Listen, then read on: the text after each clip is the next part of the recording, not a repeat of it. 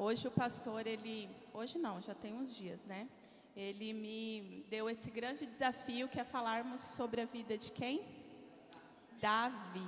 Semana passada nós falamos sobre quem? Qual o grande homem?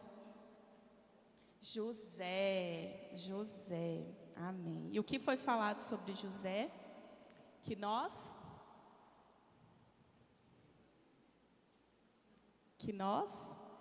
devemos sempre confiar em Deus, que não há inveja, que não há mal nenhum sobre nossas vidas que vai prosperar. Amém? Amém. Isso aí. Convido os irmãos, então, a abrir, a sua Bíblia. Hoje eu vou passear em 1 Samuel 16 e 17.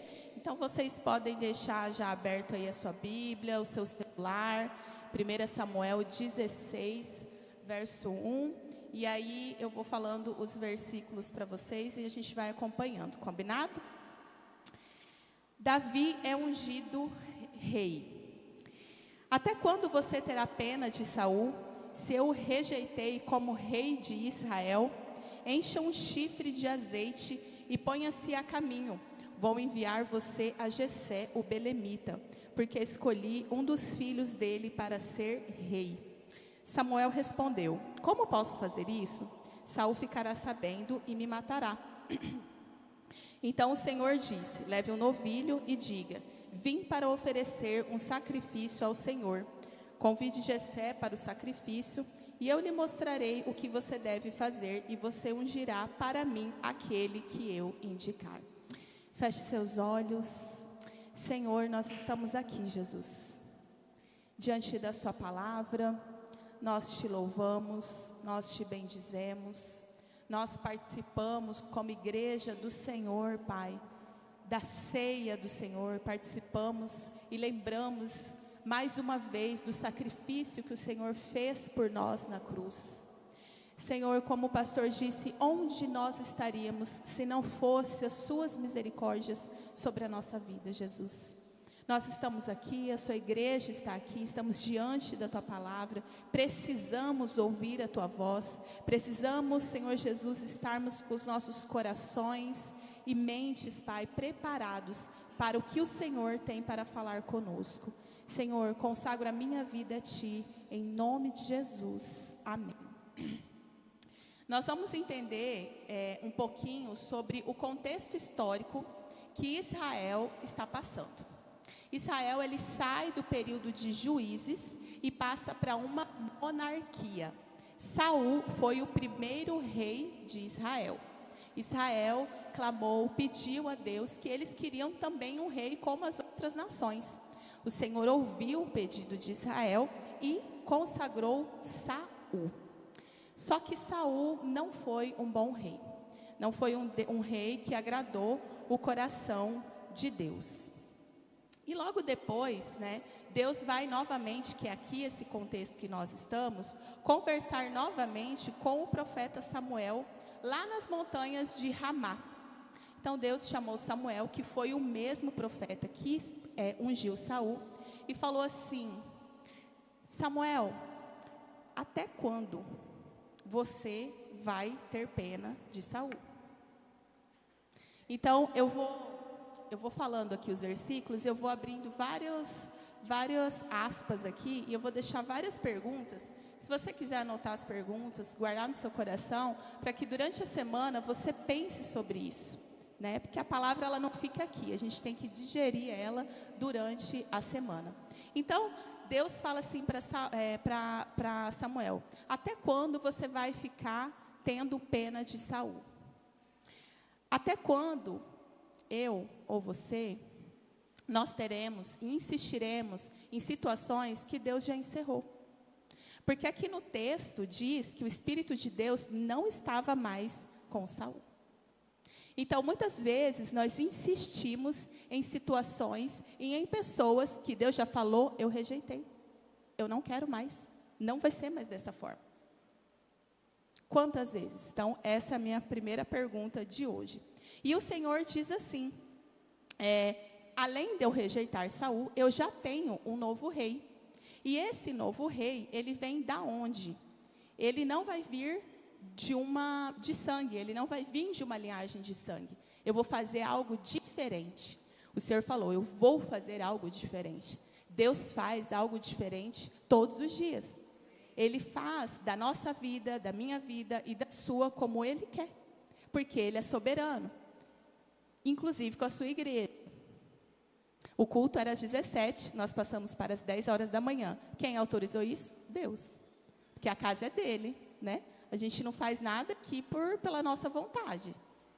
Então, Deus faz coisas novas todos os dias. E Ele falou assim ainda para Samuel. Falou, Samuel, o novo rei, que eu já instituí para o meu povo, ele vai vir lá da casa de Jessé, o belemita, que é de Belém de Judá. Então, você vai lá na casa de Jessé, que eu vou te direcionar. Olha só, vamos entender, raciocinar. Tinha um rei, que o Senhor já não se agradava mais desse rei, que ele falou para o profeta Samuel ir até a casa de Jessé, que ele já tinha instituído esse novo rei. Quer dizer, Davi já era o novo rei. Só que Davi sabia de alguma coisa? Nem passava na cabeça de Davi. Olha a trama, olha como que Deus faz com a vida de Davi. Por isso que eu falei assim, é uma responsabilidade muito grande. Também, qualquer coisa que você fale sobre a palavra de Deus, mas é sobre Davi, um rei, que ele é um homem que foi tido, né, dado esse título para ele como um homem que teve um coração segundo o de Deus, que agradou ao Senhor.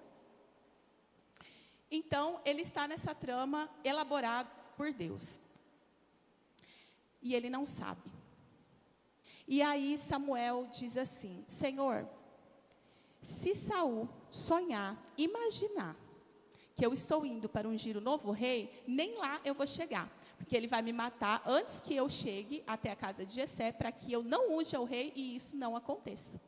E aí, o que Deus, né, diz para Samuel? Ele fala assim, vocês podem ler depois todo esse texto, todos os capítulos, para vocês entenderem melhor, não dá para eu ler tudo aqui, porque é bem grande. Então, Deus fala assim, olha, vai ser tudo sigiloso. Você não vai contar para ninguém.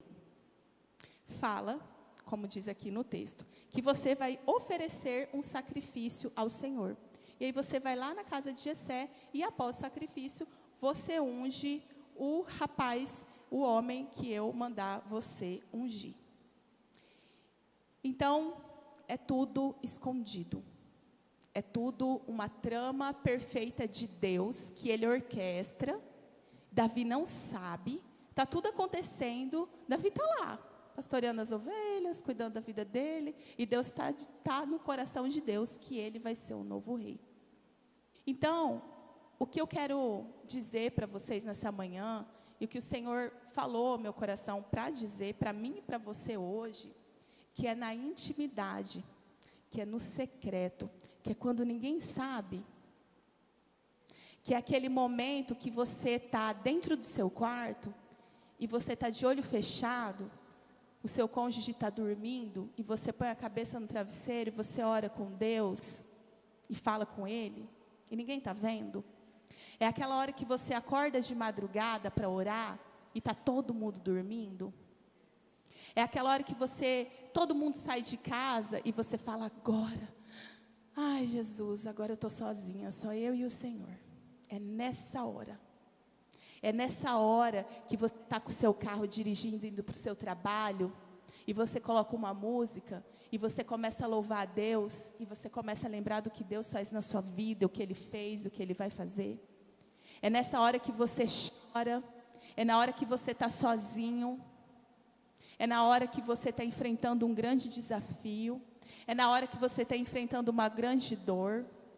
É nessa hora em que nós estamos nesse lugar que só tem você e Deus, mais ninguém. É dali que a gente tira todas as forças. Para quê? Para vencer os nossos gigantes. Então, por isso que é muito importante que você tenha esses momentos de intimidade com o Senhor. Porque se você não tem esses momentos de intimidade, você não vai ter força para quando os problemas vierem, para quando o gigante bater na porta da sua casa. Por quê? Esse dia vai chegar. O Senhor falou, esse dia vai chegar. Vai vir o dia da falta de dinheiro. Vai vir o dia do que eu não tenho dinheiro para pagar aquela conta. Vai chegar o dia em que eu vou ter que levantar para trabalhar e não estou com a mínima vontade. Vai chegar o dia que eu vou ter que cuidar do meu filho e dar vontade de falar assim, não quero. Vai chegar aquele dia que você vai ter que ter paciência com o seu marido. Vai ter aquele dia que você vai ter que ter muita misericórdia do seu trabalhador, da pessoa que trabalha, do seu colaborador. Vai chegar aquele dia que você vai ser traído.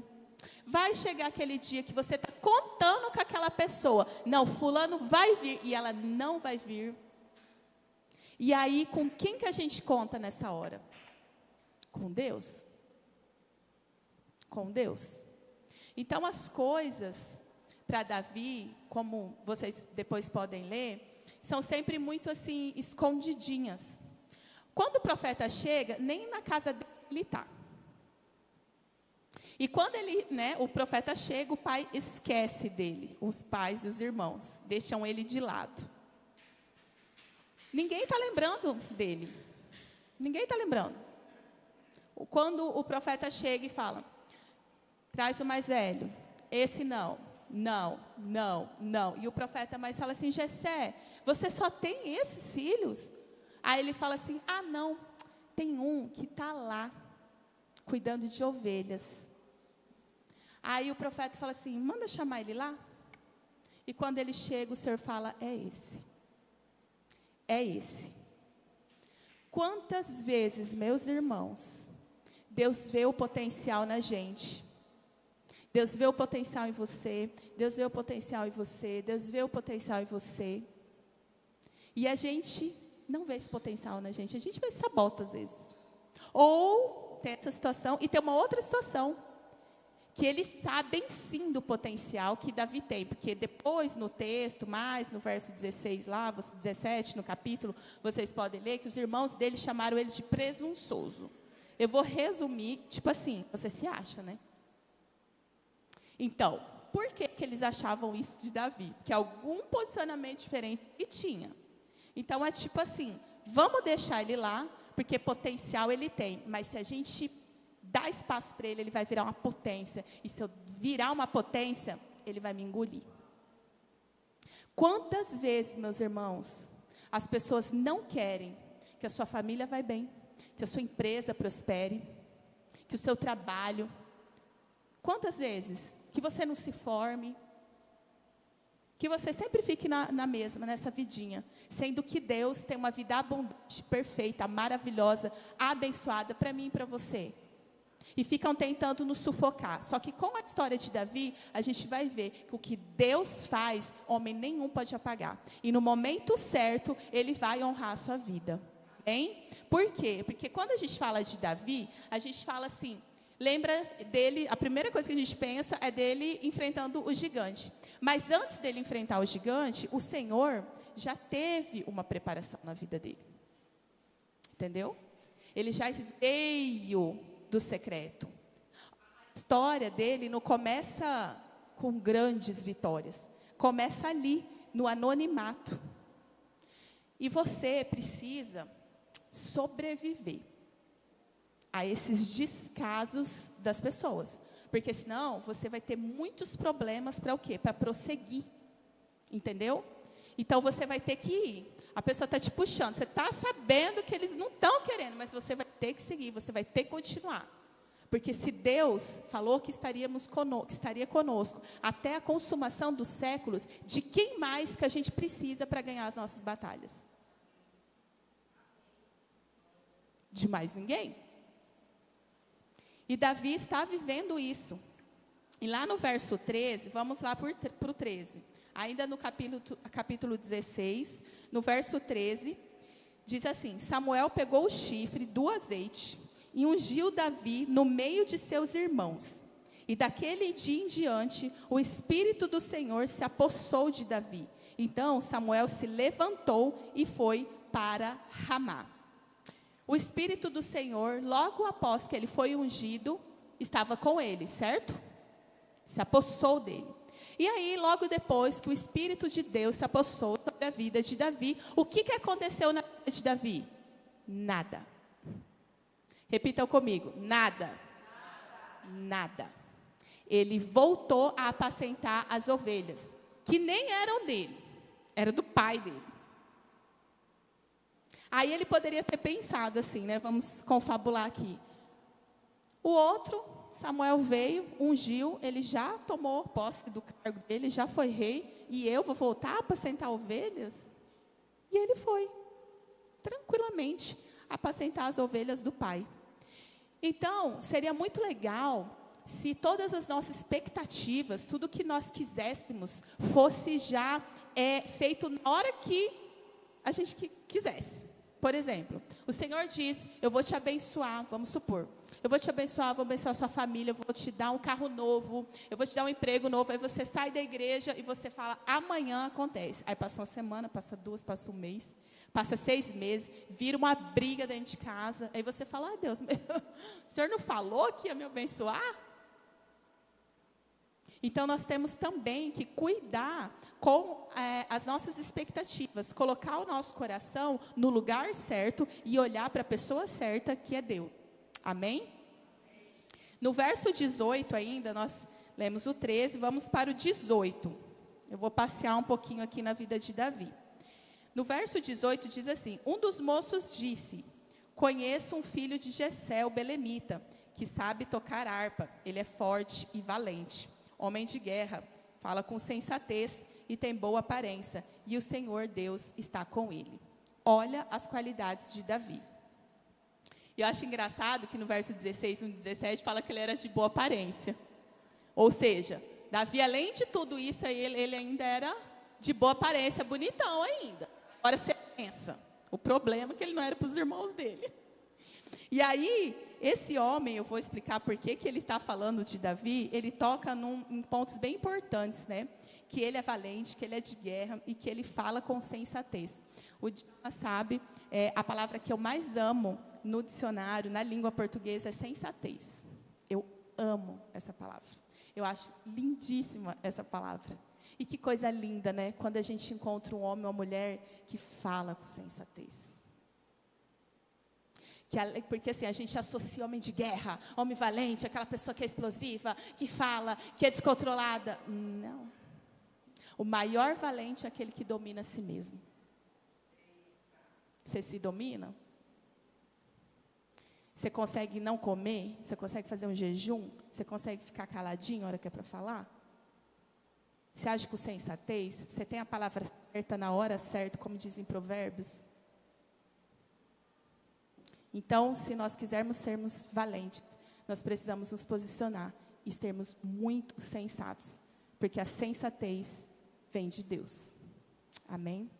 Então, o que acontece aqui nessa parte do texto? O rei, que ainda era Saul, então Davi continuou pastando as ovelhas, continuou vivendo a vida dele, e aí Saul começou a ficar perturbado demais, começou a perder o sono, começou a não dormir, com espíritos que só pela misericórdia de Deus. E aí, né, um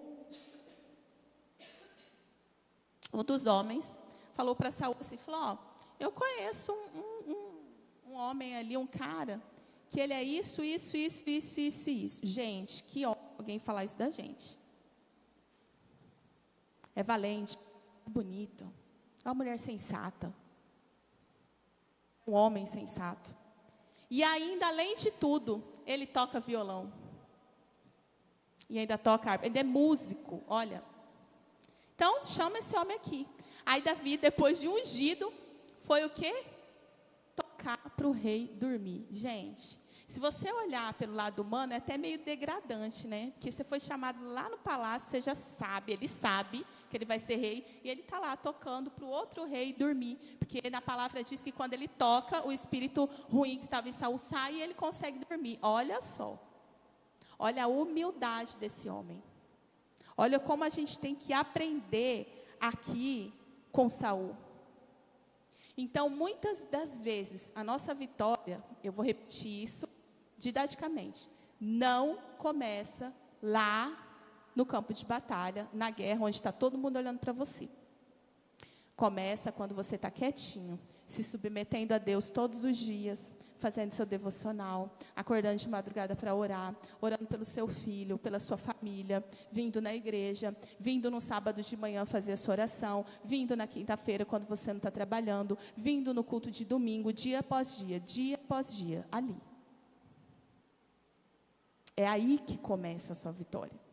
Sua vitória não começa, olha, estamos aqui com um carro para te dar. Não.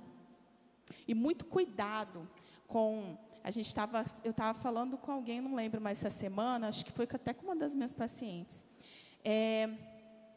que a gente tem que tomar cuidado com essas profetadas, porque se você olhar para a Bíblia, o que está escrito na Bíblia, que é a verdade, que é o que é a palavra de Deus, toda vez que Deus levanta um profeta, não é para passar a mão em ninguém, não. Não é. Acho que foi com você que eu falei, não foi? Agora eu lembrei, foi no discipulado. Não é. Profeta, 99% é para vir com a espada. É quando vem para... Ou você muda, ou você muda. Então, toma muito cuidado nisso. Quando vem com coisas muito fáceis. Cuidado. Cuidado. O gigante, na verdade, era uma grande oportunidade. Agora a gente vai para o capítulo 17, que é o próximo capítulo. Aí a gente vai para o verso 33. A gente vai ler esse pedacinho aqui. O próximo capítulo, 17, verso 33. Diz assim. Só um minutinho. Porém, Saul disse a Davi: você não poderá ir contra esse filisteu para lutar contra ele. Você ainda é jovem e ele é guerreiro desde a sua mocidade. Davi respondeu: este seu servo apacentava as ovelhas do pai quando vinha um leão ou um urso e levava um cordeiro do rebanho. E eu saía atrás dele, batia nele e livrava o cordeiro da sua boca. Se ele se levantava contra mim, eu o agarrava pela barba e o golpeava até matá-lo. Este seu servo matou tanto o leão quanto o urso. E este filisteu incircunciso será como um deles, porque afrontou os exércitos do Deus vivo. E Davi continuou, e ele ainda falou mais. E o Senhor me livrou das garras do leão e das garras dos ursos. E ele me livrará da mão desse filisteu. Então Saul disse a Davi: vá e o Senhor esteja com você. O que aconteceu nesse pano de fundo aqui? Davi era um homem que levava a sério o que ele estava fazendo. Ele sabia o que ele estava fazendo. Então, quando ele era pastor de ovelhas, ele era pastor de ovelhas. Ele ia lá, enfrentava urso, ele enfrentava leão, enfim, tudo que tinha para enfrentar os animais, ele foi lá, matou e fez o trabalho dele. Certo? Só que, quem viu ele matando leão, urso, enfim, ninguém. Ninguém viu. Só que quando Saul tenta abordar Davi, né, e aí ele começa, depois nos outros textos aqui você pode ler nos versos acima, ele começa, Saul, a falar do Golias, do gigante. Olha, porque ele tem 3 metros de altura, porque ele usa isso aqui no peito, porque ele tem um cara que vai na frente dele com um escudo, porque a ponta da lança dele não sei o quê, porque ele não sei o quê. Aí você imagina, Saul, Davi só ouvindo. Então, para Saul e para todo mundo, quem era o centro das atenções? O gigante. E para Davi, quando ele dá essa resposta aqui, o centro das atenções de Davi era Deus. Por quê? Porque sempre foi. Porque ele sempre estava sozinho. Sempre. Ele sempre estava lutando as batalhas dele ali com Deus. Então ele não estava acostumado a olhar para o gigante. Ele estava acostumado a olhar para Deus. Ele não via o tamanho do leão, ele não via se era grande, se era gigante, se era o que for. Ele olhava para Deus. Então para ele não se abalou. Então, nós temos que parar de focar no nosso problema, no que está acontecendo com a gente, dia após dia, e olharmos para o Senhor, e olharmos para Deus, que é dali que vem a nossa salvação, é dali que vem a nossa vitória, enfim, é dali. E tanto que daí, Saul pensa assim, tá, mas quem viu? Ninguém viu, mas a certeza de que eu matei leão e urso, sabe o que é? É porque vocês tudo estão com medo e eu não estou.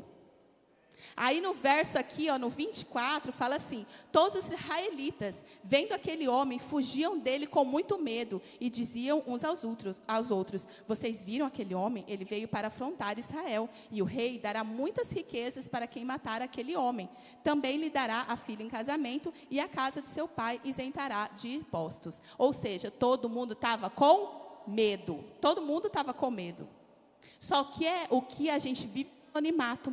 É quando a gente está no nosso quarto sozinho, quando a gente está no nosso trabalho sozinho, quando a gente está no hospital sozinho, quando a gente está sozinho. É ali que vem a força para o quê? Para a gente enfrentar e não ter medo das batalhas e das circunstâncias adversas. E ele disse: eu matei leão e urso e vou matar esse gigante. Amém? No verso 24, foi o que eu li. Né, ele diz que todos os soldados estavam com medo e que Saul daria muitas recompensas a quem fosse enfrentar o gigante, né? Só que isso acabou não acontecendo. E aí eu vou voltar um pouquinho nesse pano de fundo desse contexto. Davi, quando ele foi no campo de batalha, ele não foi lá para lutar. Primeiro porque ele não era guerreiro, porque primeiro que ninguém nem chamou ele. Então, estava a guerra armada. De um lado da montanha estava Israel, do outro lado estavam os filisteus, ali em Socó, certo? Então, estava tudo pronto. Os irmãos dele estavam lá, certo? E Jessé falou assim: meu filho, Davi, Pedro, faz favor, vai lá, meu filho, pega esse queijo, essas comidas aqui, leve para os seus irmãos, leve para os seus irmãos e veja como eles estão. Aí no texto diz que ele acordou de madrugada, diligente, obediente. Ele obedeceu o que o pai dele falou para ele. Aí ele foi lá, com o jumento dele, atravessou, chegou lá, ele viu o circo armado. Gente, o que aconteceu? Eles estavam em guerra. No meio das fileiras, que saiu Golias e falou assim: gente, para acabar com isso aí, porque está uma guerra demais, vai morrer muita gente, eu quero chamar, se tem um homem em Israel, para duelar comigo, assim, tete a tete, eu e você. E aí, morre a guerra. Beleza? 39 dias, ele ficou intimando os homens de Israel. Gente, 39 dias, chamando para ver se tinha um homem para ir lá, e nenhum foi. De uma nação inteira, não tinha um homem, não tinha um cara para falar assim: não, peraí, deixa que eu vou resolver esse negócio aqui. Aí Davi chegou, e ele viu a conversa toda, e o rei ali, né, agoniado, todo mundo agoniado. Quando ele ouviu, quando ele chegou, primeiro que o que aconteceu? Os irmãos dele falaram assim: ô Davi, o que você está fazendo aqui? Você não deixou as ovelhas do pai lá? Com quem que você deixou as ovelhas? Que você está aqui fazendo o quê? Você é muito presunçoso para vir aqui. Você é muito abusado. Falar o português, claro. Aí ele falou assim: o que eu fiz de novo? Quer dizer, já tinha briga já antes, para ele estar de novo falando sobre isso. Então, tem todo esse contexto. Ele ouve isso, aí ele chega, e no 40º dia, 40 dias depois, Davi chega e fala assim: agora chegou, eu vou enfrentar o gigante. Aí todo mundo: você? Aí Saul, foi onde nós lemos, começa a falar: mas você é jovem, Saul. Davi, você é jovem. Quer dizer, o gigante já é mais velho, já tem você vai perder. Os israelitas falavam assim: mas gente, você, olha, um menino bonitinho assim, mas não vai dar. Aí os filisteus falaram: você tá fácil. O placar do jogo estava totalmente favorável para quem? Para o gigante. Para o gigante. Só que o que aconteceu quando ele foi ungido? Ele não sentiu nada. Não aconteceu nada, a vida dele continuou normal, as perseguições normal, até chegar esse dia. Só que Deus já estava usando Davi. E quantas vezes Deus usa a minha vida, Deus usa a sua vida, assim, você fez uma oração, você falou com uma pessoa, você fez uma ligação e a pessoa fala assim, gente, Deus falou comigo tanto através da sua vida. Você fala, hã? Eu? Falou comigo? Deus usou a minha vida para falar com você? Então Deus usa quem Ele quer, na hora que Ele quer. Não precisa ter aparência, não precisa ser forte, não precisa ser uma mulher maravilha, não precisa ser um homem maravilha, maravilhoso, não. O que nós precisamos ter, que nós aprendemos com Davi? Ter um coração diante do Senhor. Amém? Davi está vivendo diante de uma situação onde todo mundo exclui ele. Então, nós podemos ver, até na maneira como Davi se posicionava, que ele era diferente. Porque, durante os textos, a palavra diz assim, que ele dizia, é melhor cairmos, é melhor estarmos na mão do Deus vivo do que na mão dos homens. Porque nas mãos de Deus, nós temos ainda misericórdia. Então, nós temos que aprender, meus irmãos, a sermos homens e mulheres realmente posicionados, realmente valentes. Sabe por quê? Esse mundo não é para fracote. Esse mundo não é para mulher que é mimizenta. Deus não é esse mundo, você não vai vencer sendo mimizenta, feridenta. Você não vai vencer sendo um homem orgulhoso, grosso, estúpido. Não vai. Não vai. Mas Deus diz que Ele estaria conosco. E eu coloquei assim, só não desista. Vai, luta. Eu tenho uma pedra, somente, mas vai. Davi estava lá, sozinho, desacreditado, envergonhado. Diante dele estava um Golias, intransponível, um homem gigante. Mas o que aconteceu? Ele matou Golias. E no texto diz assim, no verso 50 do capítulo 17, assim Davi derrotou o filisteu com uma funda e com uma pedra. Ele o derrubou e o matou. Não havia nenhuma espada na mão de Davi. Por isso, Davi correu e lançando-se sobre o filisteu, pegou a espada dele, tirou a bainha e o matou, cortando a cabeça dele. O gigante caiu. Ele foi lá. Olha aqui, ó, o texto diz que ele correu e ele lançou, quer dizer, ele pulou na cabeça do filisteu e cortou a cabeça dele. Isso é posição de quem é fraco? Não. Então ele venceu o urso, o leão, o gigante. Só que agora tem um novo problema para ele, Saul. Porque o que aconteceu? Aí Saul, já estou caminhando para o fim, tá, gente? Aí Saul, ele ficou com inveja. Porque daí Davi já começou a chamar mais atenção do que ele. Aí ele começou, aquela parte do texto que diz, Saul matou milhares e Davi matou dezenas de milhares. Aí pronto, mexeu com o ego do homem. Aí ele ficou o quê? Perseguindo Davi, perseguindo. Só que Davi era temente ao Senhor. Ele falou assim, então, mas este ungido de Deus, eu não vou colocar a mão nele. Quantas vezes, irmãos, nós temos que fugir de certas situações, de não enfrentar, de deixar como está. Isso é do lado de Davi. E quantas vezes também nós somos que nem Saul? Quantas vezes nós temos um coração rancoroso? Quantas vezes nós somos invejosos? Quantas vezes nós boicotamos o coleguinha no trabalho? Quantas vezes? Essa é a outra pergunta que eu tenho para deixar para vocês. E aí depois, Davi enfrenta o seu maior inimigo, que é Batseba. Que não tinha arma, que não tinha nada. Era uma mulher. Só que aí que está o ponto aqui que eu deixei em negrito aqui para caminhando para o fim. Cuidado com Satanás. Porque ele muda as estratégias. Se ele venceu, se você está vencendo nessa área, ele vai mudar a estratégia para te derrubar aqui, ó. Cuidado.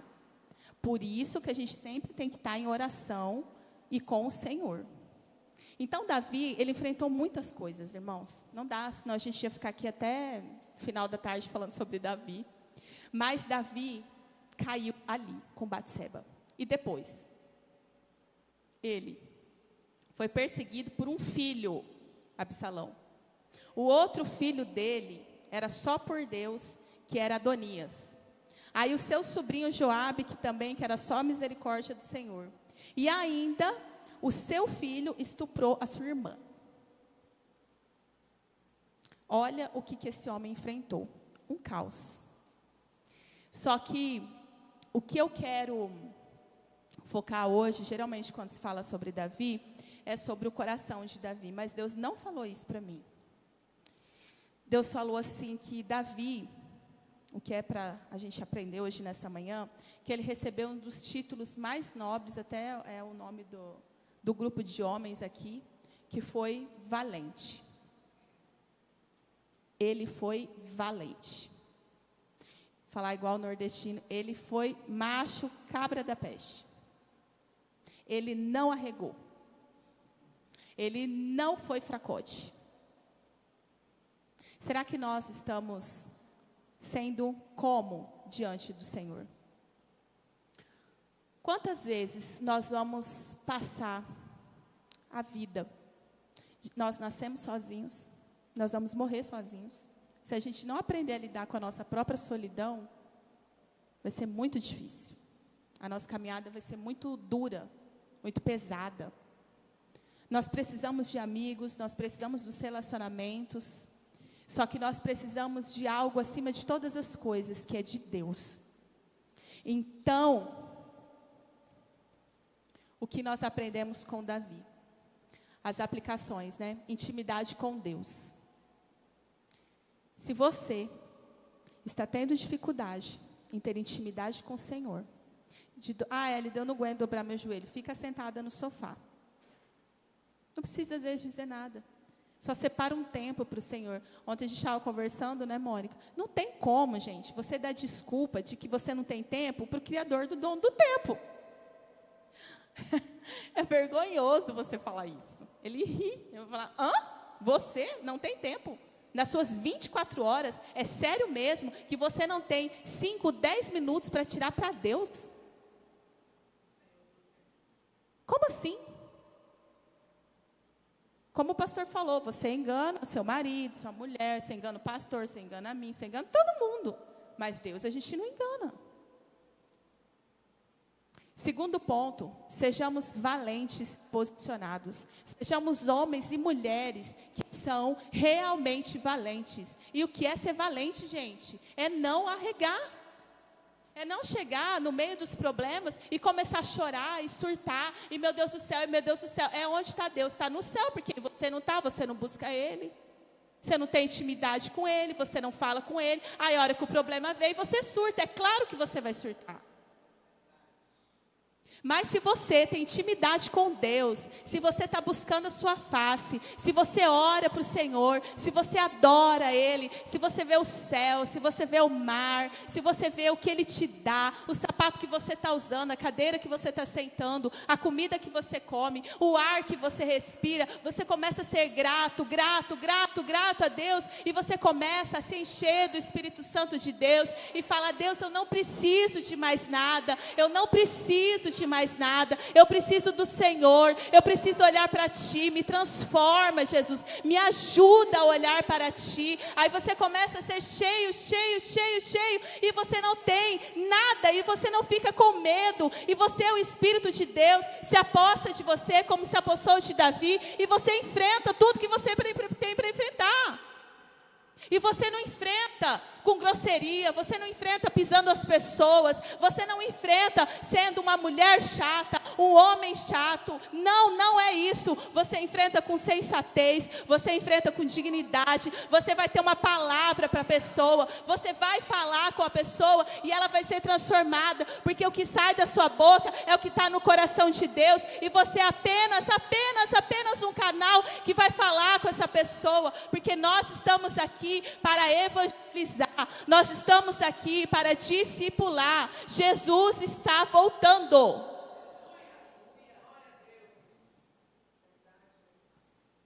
Não tem como.